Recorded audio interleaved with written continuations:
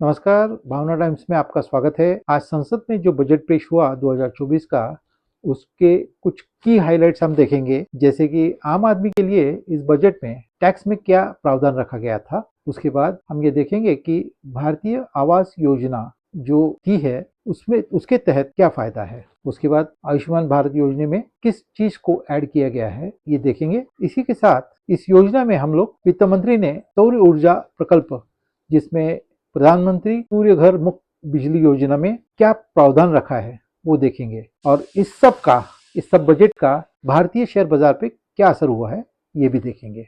नमस्कार, भावना टाइम्स के इस मंच में आज बात करेंगे हम बजट 2024 के बारे में। आज फाइनेंस मिनिस्टर निर्मला सीतारमण जी ने संसद में बजट पेश किया। इसके प्रावधान में आम आदमी के लिए ऐसा कुछ ज्यादा तब्दीली नहीं की है। हम जानना चाहेंगे उसमें क्या किया है। पहले तो ये देखेंगे कि स्टैंडर्ड डिडक्शन जो था 50,000 रुपया, उसको बढ़ा के 75,000 कर लिया है। और बाकी स्लैब के बारे में बात करेंगे तो इसमें भी ज़्यादा कुछ तब्दीली नहीं की है।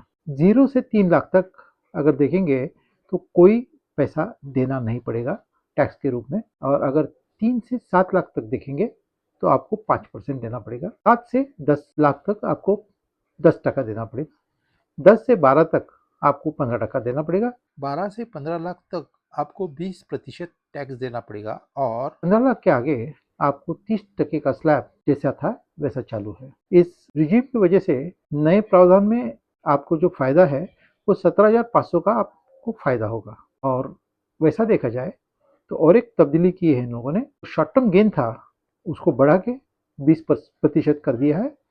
और लॉन्ग टर्म गेन है उसको बढ़ा के 12% कर दिया है। तो देखा जाए इस बजट से वैसे आम आदमी इतना खुश नहीं है। आज जो बजट पेश हुआ उसमें एक खास प्रावधान रखा गया है कि पंतप्रधान आवास योजना के तहत कम से कम 1 करोड़ लोगों को घर देने का ऐलान किया गया है। इसकी वजह से आम आदमी खुश है कि उसको इस साल पक्का अपना खुद का घर मिल सकता है, जिसके लिए वो उसको पंतप्रधान आवास योजना में अप्लाई करना पड़ेगा। वित्त मंत्री निर्मला सीतारमण जी ने सौर ऊर्जा के लिए एक विशेष प्रावधान रखा है, जिसमें उन्होंने प्रधानमंत्री सूर्य घर मुफ्त बिजली योजना के तहत सौर ऊर्जा को बढ़ावा दिया गया है।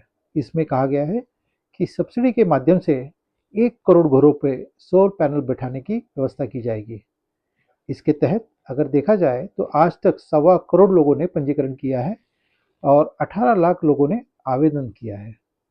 इस योजना के तहत हर आदमी को 300 प्रति यूनिट बीज मुफ्त में मिल सकती है। वित्त मंत्री निर्मला सीतारमण जी ने आम आदमी के लिए और एक विशेष प्रावधान रखा है। इस साल के बजट में 2024 में आप देखा जाए तो आयुष्मान भारत योजना जो है वो आंगनवाड़ी सेविका, आशा वर्कर और हेल्पर के लिए और विशेष प्रावधान रखती है, जिसमें 7,200 करोड़ का प्रावधान रखा है, जिससे आम आदमी लोगों को फायदा हो सकता है। वित्त मंत्री ने 5 योजनाओं के लिए 2 लाख करोड़ की घोषणा की है। शिक्षा, रोजगार और कौशल के लिए 1.5 लाख करोड़ की योजना उन्होंने बनाई है। प्रधानमंत्री गरीब कल्याण योजना के तहत 5 साल के लिए 80 लाख लोगों को फायदा होगा। 5 साल में 20 लाख युवाओं को शिक्षित बनाया जाएगा और उच्च शिक्षा हेतु 20 लाख का ऋण सहायता देने की योजना की है। सरकार इसी तहत रोजगार से जुड़े 3 योजना लागू करने की कोशिश करेगा। इस साल सदन में जो बजट पेश हुआ उससे सेंसेक्स पे कुछ खास असर नहीं पड़ा। आज सेंसेक्स खुला ऊपर, लेकिन नीचे जाके वो 70 पॉइंट पे रुका। निफ्टी पे भी कुछ खास असर नहीं देखा गया। निफ्टी में भी 30 पॉइंट का नीचे देखा गया। और इस तरह से देखा जाएगा तो इस बजट से भारतीय शेयर बाजार पे कुछ भी खास असर नहीं हुआ है। धन्यवाद।